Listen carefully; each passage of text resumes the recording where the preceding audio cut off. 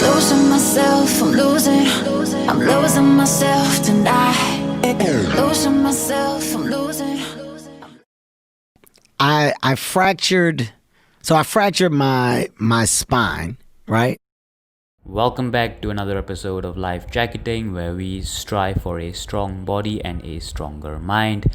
Today we are going to listen to a story from the famous, the funny, and the very successful comedian Kevin Hart in his podcast with Joe Rogan.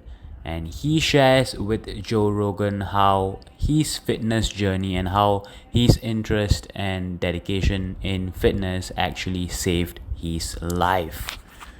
Without further ado, let's jump into it. And it's either from my T10 to my L1 or from my L1 to my T10, whatever order that goes in.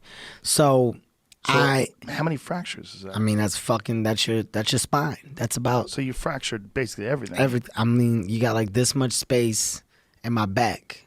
So you got to think, first of all, I'm already small, right? So this is practically my whole back. If you look at this right here, if you look at this, this is practically my whole back. So all of this fractured. And what happens is they had to fuse my spine. So do they have to remove the discs in between? They basically had to fix. So the bones where it's fractured, basically your spine is now out of whack. Right. The things that keep your spine connected and that allow you the flexibility are out of whack. I got pieces of those bone fragments that are out of place out.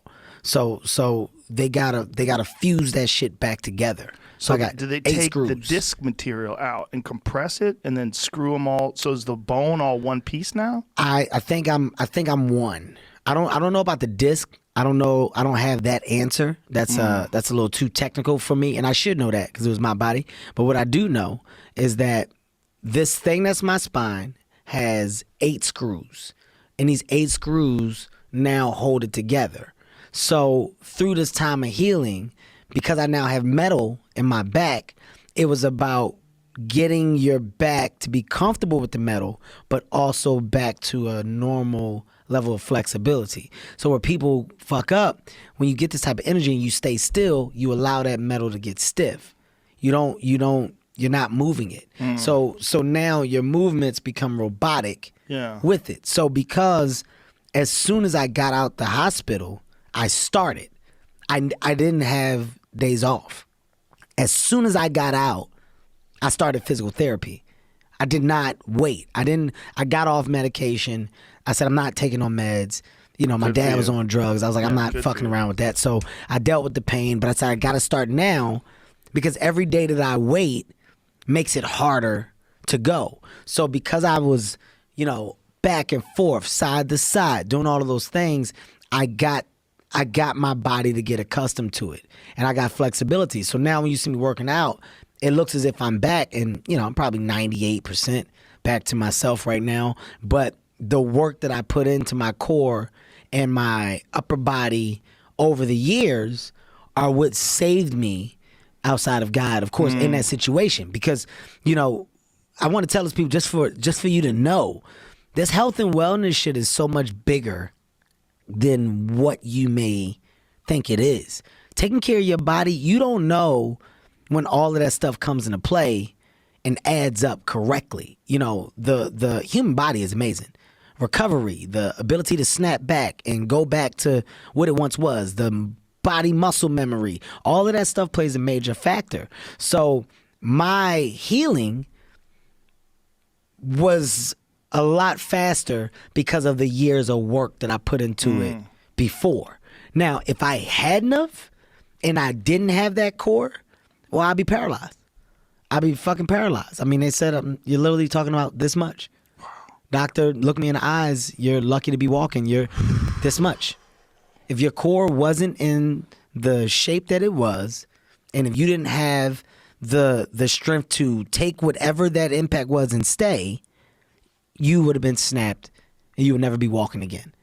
So that instantly, thank God, I go, you know what? Thank God for my trainer who jumped into my life at a certain time and changed my way of thinking. Ronald Boss Everline, and we've been rocking for 7 years, and the consistency of 4 years before of every day. So now I'm like, you're not wasting your time ever. So when those people say, what are you working out for? What are you getting in shape for? Why are you going every day? You don't know when you're going to need to fucking tap into all of the work that you've done. You don't know. You don't know if you'll ever need it. But to just know that you've taken care of yourself, to know that you've given yourself a chance to fucking not only survive, but perform. You've given yourself a chance to perform at a high level on a day-to-day by taking care of your engine. This is my machine. So I'm taking care of the engine. Just like any car, oil changes, just like, your brakes, your tires, the rotors, all of that shit, you taking care of that so that it's a great ride every time. You gotta do the same with your body. Don't ignore that shit, people. We dropping like flies right now. Heart attack, strokes. Yep. Kidney failure. You got people with diabetes. You got people getting legs or arms cut off from bad eating, from bad eating over the course of years. Take that shit serious. Don't wait till the end. That's serious. That's not a joke. So when I look at people dying around me, we have no control over when the day is going to come, but I'm going to try to help amplify my time here as much as I can. I'm losing myself, I'm losing myself tonight. Losing myself, I'm losing